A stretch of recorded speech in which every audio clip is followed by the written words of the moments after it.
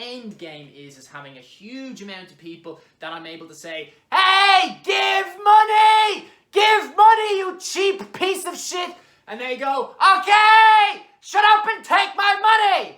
So, yeah, this is me. I probably didn't explain this yet, but this is me stretching out because I'm going to go run now, which is scary, but fuck it. I need to go out and I need to run, otherwise I'm never going to achieve what I want to achieve. And I might end up smacking my face on the floor while doing this.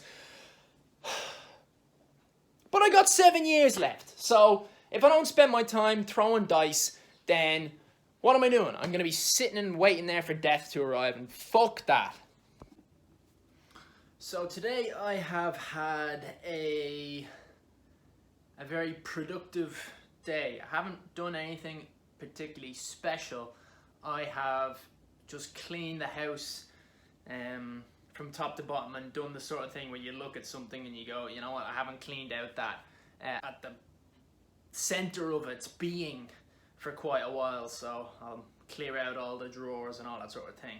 So all annoying, boring stuff, and it's 7:45 now, and I thought after advice from someone who's, I suppose I'm a YouTuber in a way, there's a guy who also makes YouTube videos. I don't know if you'd call us YouTubers, but he's in the exact same position as me, and he almost wants to do the exact same thing as me. He wants to run Ironman, and he gave me advice recently about me talking about my seizure, my first seizure while out on the trot, and he said something that can be oh no, it was just a video about a different video, but it was about me getting out there and doing one that was at a really good pace that I was quite happy with.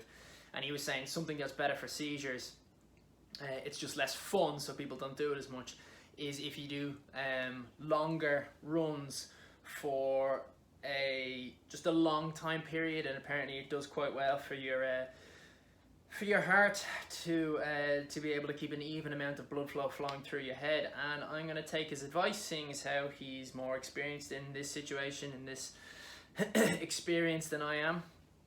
And I'm going to go for, I think, 2 hours today. I'm not going to go for a distance like I normally would. I'm going to go for a time, which I don't think I ever have done. I always just have a route that I'm going to do, and I go out and do that route. So I'm going to go, and I think I'll do it by an album. Think of an album that I haven't listened to in a while.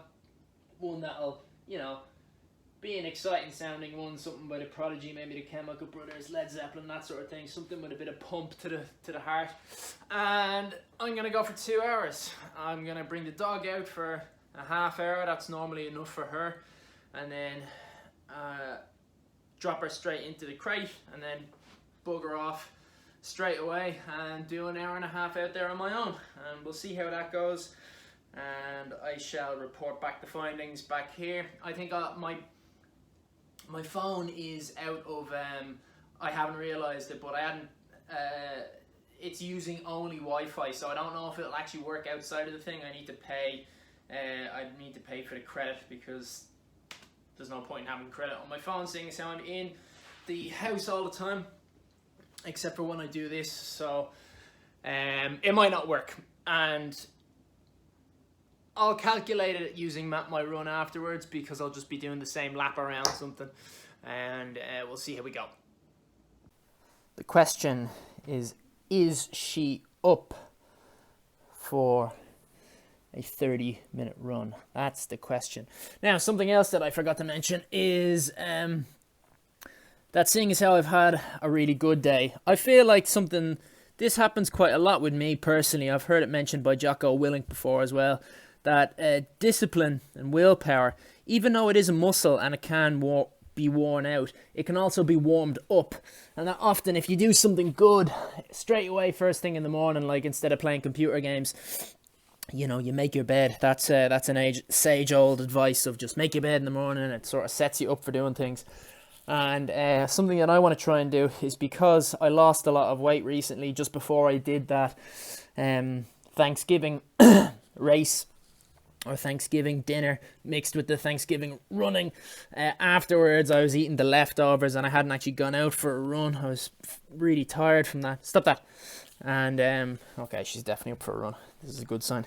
So I put back on some of that weight. Now, that could be just what I weighed now, but and it could be just what I weighed then. But in either case, I need to, I want to see if I can go out and lose some weight. So tonight I am going to fast. Also, these are joke leggings, in case anyone is wondering, which used to be a lot funnier before he got elected, but oh well, they're still good leggings. This is not going to be an easy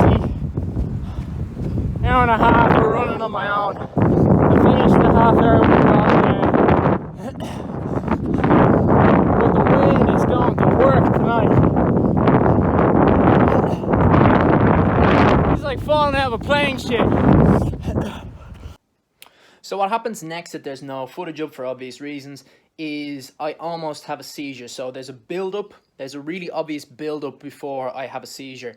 So I stopped and I didn't let it happen. However, my ability to speak is very badly affected. And what I made this video for was to kind of give you a first-hand experience, but also to sort of also demonstrate how much the brain compartmentalizes and how clearly even though I'm not speaking properly, you can tell that I'm aware of what's happening. There's no issue with how I'm going to get home. There's no issue with being able to take a phone out and getting a decent angle, hearing the sound, all that sort of thing. So feel free to watch afterwards, and then I speak about what I was actually trying to say, but just so you're prepared, so to speak. Okay, so that came on so strong, and thankfully it's leaving. It's leaving as well, quick enough. I should still sound quite bad, because this is showing about how bad my the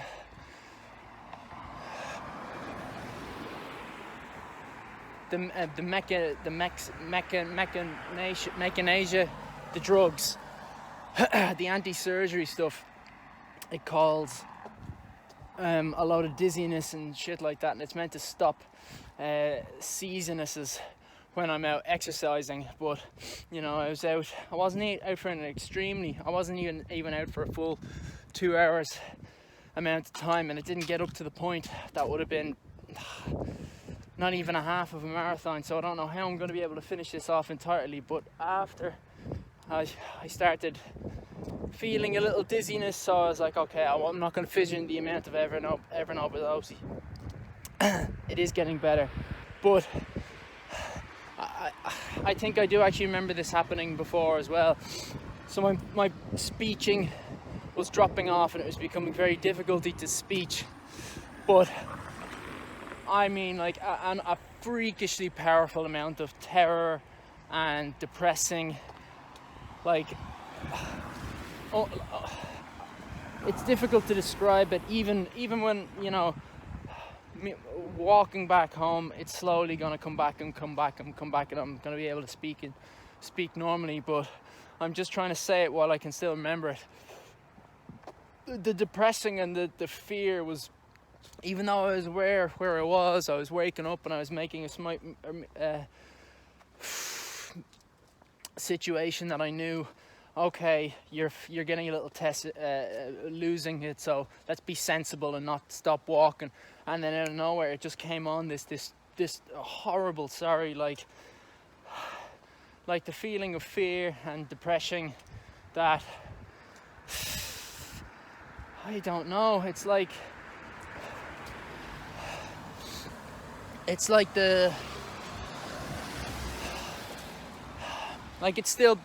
lot bad. Like, just the car you're coming down here, that I'm not trying to have my car for a law, as if it would have a stretchy log leeching out trying to rob our stale, our perenna away from me, just to to keep me paranoid, but not as bad as I was earlier. It took like about 60 seconds last or whatever, but so freakishly powerful how bad it was. But it will pass off. It should be back known to nearer to Rizarim, but I thought I should just, even though it's going to sound stupid for someone at Cummerby sort of worth, maybe there's one way come a art of sort, but I thought I may as well deck him right, sure. I don't know if this is going to help Sart. In my health heat right now, it feels like it is smart, but at the moment, but maybe I'll look by it, it might just sound so stupid for it, but I may as well thought so enough. So I'm recording this the next day as a way of both explaining what was going through my head or what wasn't going through my head, as another way of looking at it, and also to show what am I doing today to sort of deal with it or get over it, or however way you put it. So what was happening was, out of nowhere, so I started getting more lightheaded, and the last time I started getting lightheaded, I said to myself, okay, well, I'm going to push through this and I'm going to see like how bad does it get much worse, or is it like a second wind where it'll start going back down, even though I only decreased the effort, but I was still out on a run. It didn't. It ended up with me having a seizure. So this time when I started getting that lightheaded feeling, I said to myself, all right, you got to stop, you got to call this. I was nearly at the end anyway, so I wasn't too bummed about it. Then, as I was walking home, just a guy walked past, and I think the feeling was sort of bubbling up inside my stomach anyway, but he just, for no reason at all, this was just a guy. He was a teenager, I think, or early 20s anyway, not a scary bloke at all. I was a lot bigger than him and everything, but it doesn't matter. It was a really dark night. Wasn't a particularly well-lit area, but still, like, your man was even walking away from me. It looked like, logically, it looked like he was afraid from me because we were walking head to head, and then he started crossing over mucky grass. So he probably feared me a lot more. Well, not a lot more than I feared him, but he was probably afraid of me. Anyway, out of nowhere, it just exploded, this like building fear and unease that I had, but this just sent it into overdrive. And for about 10 minutes, it cleared up a fair bit by the time I had gotten home, thank Christ, but it was just this feeling of, I'm not going to be able to get home, someone is going to kill me on the way home, like completely illogical stuff. Someone is going to kill me on the way home, someone is going to, I'm going to collapse and I'm going to pass out and I'm going to die, and because of that my dog is going to, or I'm going to be hospitalized, and because of that my dog is going to starve to death. No one is going to know she's okay, she's just in her pen, no one's going to feed her, no one's going to give her water, she's going to perish. None of it happened. Then there's the sort of, the rest of the evening wasn't a particularly good one. Thankfully I was really tired and I just went to sleep, and I ended up waking up in, you know, better humor, better spirits. But it was really annoying thinking, how am I ever going to achieve this goal if I can't do more than 2 hours work? So the race is meant to be ran at an incredible pace, a blistering pace, for 3 hours, and I can't even do a handy one for 2 hours. And what I'm trying to kind of half show here, and I'll live by, is that every inspirational character that has ever gotten me out of bed when I don't want to, they always talk about the same sort of thing, and that's bollards in your way, things in your way that say you can't do X, you can't do X, whether it be, like, it's never been people for me. I think that's always something that's maybe a bit fabricated, someone pointing in your face saying, you can't do this. Like, I'm a middle-class white lad who was grown up in privilege, so, you know, I never really had that many people being like, you can't do this, you can't do this. It was like, yeah, if you want to, go ahead. So none of that happened for me. It was always just sort of things getting in my way of just my own willpower and whatever. And now there's this one thing that actually is proper difficulty in willpower that I need to get over, and that maybe even it's not willpower, it's an actual issue. If I can't do my training, I can't do my race, how can I achieve my thing, my goal? And you know what, it might come to a point where I am unable to do this. And hold on, I'm just going to change this because I'm stretching because I'm going out on another run. I'm not going to be deterred by this, is the point I'm trying to make here. So, there may come to a point where I am completely unable to do what I want to. But at this point, there still is a possibility that I can achieve what I'm aiming for, or at least achieve the first part, which is to do the marathon and to have raised enough money for the charity. That's more important to me. That's far more important to me. But also is my honesty. And if I can't do the second part, well, at least I'm gonna make a proper try at it. And I still need to finish that first marathon. I can't just walk through it. That just makes me look terrible. Makes me look like I put no effort in whatsoever. So, you can't be deterred by the first major problem that really comes in and steps in your way. And there's been lots of little things that have gotten in the way. You know, the chemotherapy slowing me down, and then that slowing me down, and X slowing me down, and Y slowing me down. But this is bang in the way. You can't train and you can't run races. Those are two big factors that are needed. But it might be a case where some days it happens and some days it doesn't. And the London Marathon might fall on a day where I'm able to do it and I'm able to go out there and achieve both finishing the race and therefore winning the award for the most charity earned, and then also maybe I'm lucky enough that eventually it just goes away. It's probably not. It's probably going to get worse realistically, but it might be a case of rolling the dice. And when it comes to the day, I might be able to run fast enough, that I've trained enough, that I've had enough training sessions that didn't end in me, you know, getting lightheaded and me having to stop, or seizures coming on, or all these sort of problems, all these big issues that I have to deal with. There's just no question about it. I have to go out there and I have to try until I cannot do it, until it's an impossibility, where starting to jog causes a seizure which caused me to fall down. Until it's something that is that hard, where it's just an impossibility and you got to try something else, I'm not going to give up on it. And I don't think anyone should ever, when something means something to them so much and where they're focused on it, that you have to have those sort of blinders to you where you want that and it has to happen. And it could have negative effects on you. It could cause a lot of sacrifices that you need to make in the world. And it might end up affecting your life in a negative way. And you know what? Sometimes you don't achieve what you want and you made those sacrifices anyway. And it's not a movie. It doesn't end up well. But at the same time, you can't have that attitude. You have to go in and you have to try things. Otherwise, your life is just you sitting around. So, if you agree with any of that sort of thing, something that you could do is, now would be a really nice time to cheer me up, because Christ knows it put me in a bad fucking mood, and donate to the charity. Any of them that you like, there's 4 that you can donate to. It's just based on currency and country. That's all they're in for. They all do the same thing. They all go for cancer research, whether improving a hope for a cure someday, or for treatments to extend life and to make life quality better. And you can go to curecancer or dietrying.com, and then through that you will be able to see the 4 different Just Giving charities. They're all got my name on it, and it's just to donate to which charity you prefer. So that would be one way to help. A way that's easier to help, that would long term probably be more beneficial, is if you like and subscribe to the video.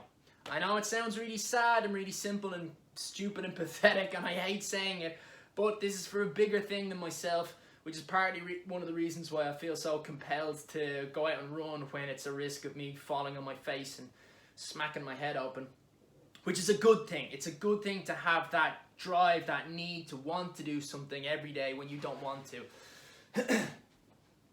But it can help because it can attract more people to the channel. So even if you yourself can't afford to donate, or you just don't really want to, you know, we all get hit with so many different charities constantly that it goes over our heads, or it doesn't bounce quite through, it doesn't feel personal enough, and that's fair enough, that's only human. I do the same thing.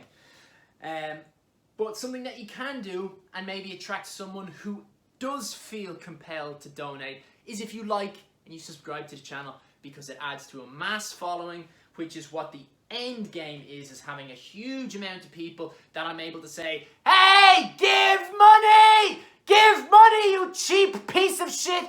And they go, okay, shut up and take my money! So, yeah. This is me, I probably didn't explain this yet, but this is me stretching out because I'm going to go run now, which is scary, but fuck it. I need to go out and I need to run, otherwise I'm never going to achieve what I want to achieve. And I might end up smacking my face on the floor while doing this. But I got 7 years left, so if I don't spend my time throwing dice, then what am I doing? I'm going to be sitting and waiting there for death to arrive, and fuck that.